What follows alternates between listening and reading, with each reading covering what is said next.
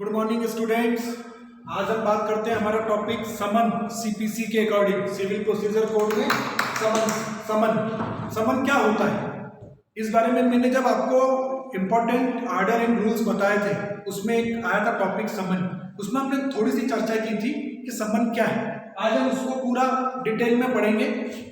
Number एक चीज जो मैंने फर्स्ट दिन आपको पढ़ाया कि दो पार्ट आते हैं इसमें, एक सेक्शंस आती है, नंबर सेकंड पार्ट में आर्डर और रूल्स आते हैं। तो जो समन है ये सेक्शंस में भी है और आर्डर और रूल्स में भी है।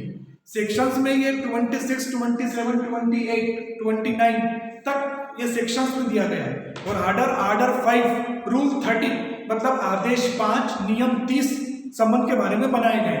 तो जो जो इम्पोर्टेंट्स हैं, जो एग्जाम्स में आपके कॉम्पिटिशन एग्जाम्स के लिए क्या इम्पोर्टेंट्स है वो उसको हम देखेंगे। नंबर एक हम देखते हैं आशय। समन का आशय क्या होता है?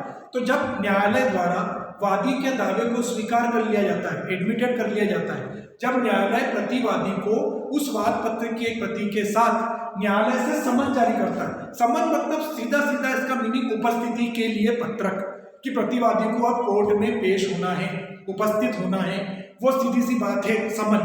उस पर न्यायालय की सील रहती है, न्यायाधीश की साइन रहती है, मुद्रा रहती है और किस दिनांक को और कितने बजे न्यायालय में उपस्थित होना है वो सब पूरा विवरण समन में दिया रहता है। ये हो गया आपका सिंपल सा एक मीनिंग आशय। हम बात करते हैं समन की तामील।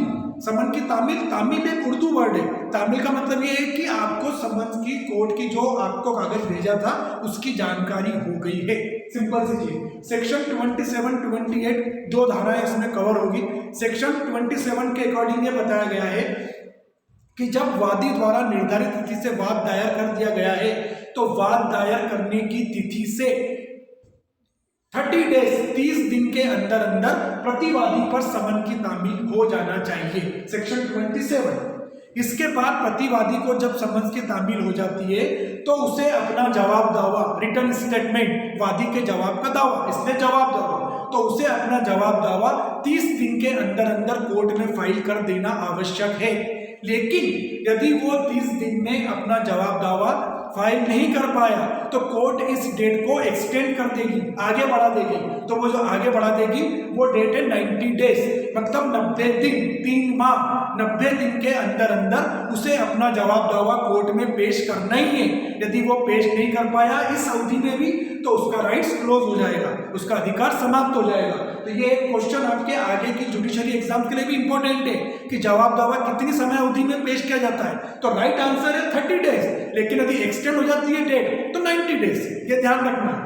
इसके बाद सेक्शन 28। तो सेक्शन 28 सब क्लास 1 ये बोलता है कि यदि मान लीजिए प्रतिवादी किसी अन्य राज्य की सीमा में निवास करता है तो फिर कोर्ट क्या करेगी? तो कोर्ट फिर ये करेगी कि उस अन्य राज्य के न्यायाधीश को इस प्रकार का समन्स प्रतिवादी का जारी कर भेज देगी। 28(1) में, 28(2) में जब इस प्रकार का कोई समन्स किसी अन्य न्यायालय को भेजा गया है तो वो न्यायालय इसी प्रकार कार्रवाई करेगा जैसे कि वो स्वयं उसी के द्वारा जारी किया गया था समन्स। और सेक्शन 28 सब क्लास 3 यह बोलता है कि जब किसी अन्य राज्य के न्यायालय को यह समन भेजा गया है और वो न्यायालय यदि उस हिंदी भाषा को नहीं समझता है तो समन्स के साथ उसका एक अनुवाद भी लगाया जाएगा, वो जिस लैंग्वेज में समझता है उस लैंग्वेज का। तो ये सेक्शन 27, 28 हो गई आपकी समन की तामील। अब हम बात करते हैं समन का विवरण, पर्टिकुलर्स। तो नंबर 1 समन के अकॉर्डिंग न्यायालय की मुद्रा रहती है। नंबर 2 उस पर न्यायाधीश के हस्ताक्षर रहते हैं। नंबर 3 उसमें वो दिनांक और समय का उल्लेख रहता है कि उसे कब उपस्थित होना है। नंबर 4 आर्डर 5 रूल 2 आदेश 5 नियम 2 के अंतर्गत समन के साथ वाद पत्र की एक प्रति भी संलग्न होगी। यदि समन के साथ वाद पत्र की प्रति नहीं लगाई गई है, सूट फाइल नहीं की प्रति नहीं लगाई गई है तो वो समन की विधिवत तामील नहीं मानी जाएगी। क्लियर चीज? तो आर्डर 5 रूल 2 में वो चीज है। इसी तरह यदि समन की तामील के साथ वाद पत्र लगा दिया गया है तो वो तामील ओके मानी जाएगी।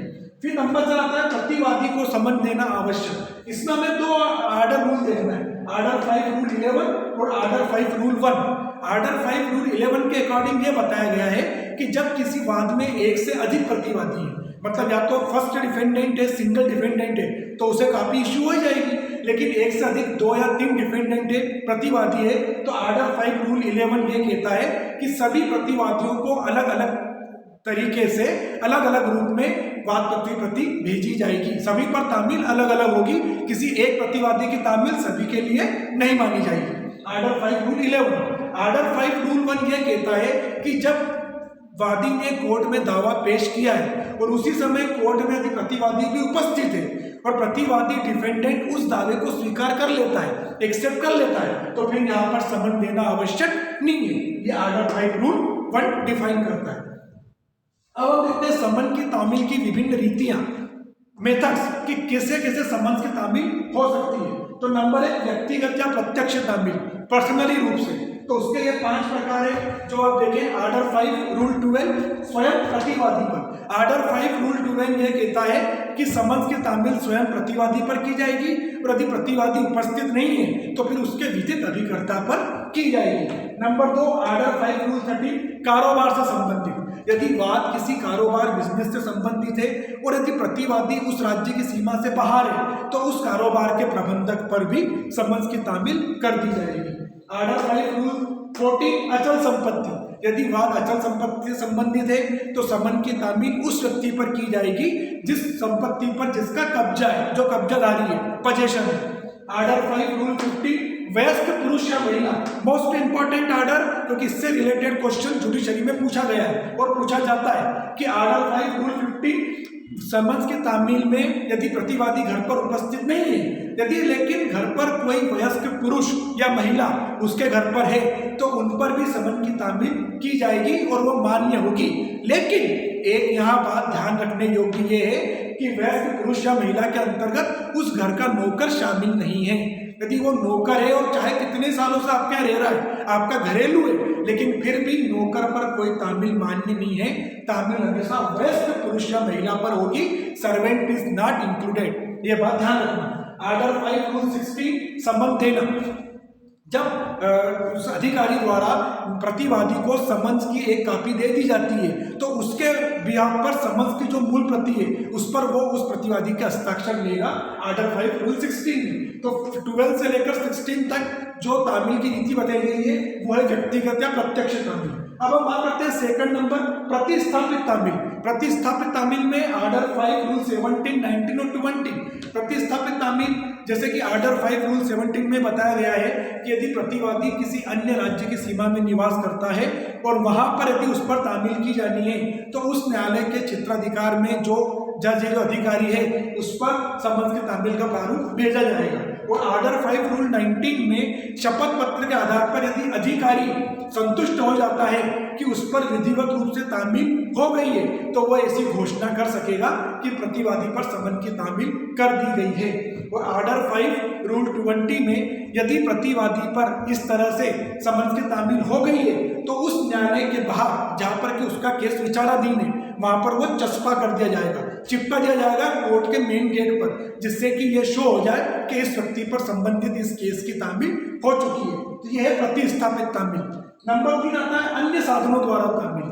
तामील अन्य साधनों द्वारा भी की जा सकती है। इसमें हम पढ़ेंगे आर्डर 5 रूल 9। आर्डर 5 रूल 9 में जैसे कि डाक, कोरियर, फैक्स द्वारा भी तामील की जा सकती है। इसके बाद आर्डर 5 रूल 21।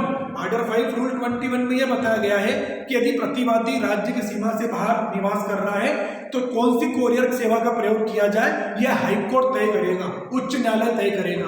फिर आर्डर 5 रूल 24 में यह बताया गया है कि यदि प्रतिवादी जेल में बंद है तो उस पर तामील होना है तो उस जेल के बाहर साधक अधिकारी, उस जेल के वार्डन द्वारा तामील की प्रक्रिया पूरी की जाएगी। और आर्डर 5 रूल 25 में यह बताया गया है कि यदि उस पर तामील विधिवत रूप से हो गई है तो वो संबंधित अधिकारी एक शपथ पत्र देगा जिससे कि यह माना जाएगा कि उस पर तामील पूर्ण रूप से हो चुकी है। ये आपके अन्य साधनों द्वारा तामील। तो ये मेन टॉपिक समन के तामील की विभिन्न रीतियां जिससे कि आपके जुडिशरी में भी क्वेश्चंस पूछे जाते हैं। फिर हमारा नेक्स्ट टॉपिक है न्यायालय में व्यक्तिगत उपस्थिति के लिए बाध्य व्यक्ति।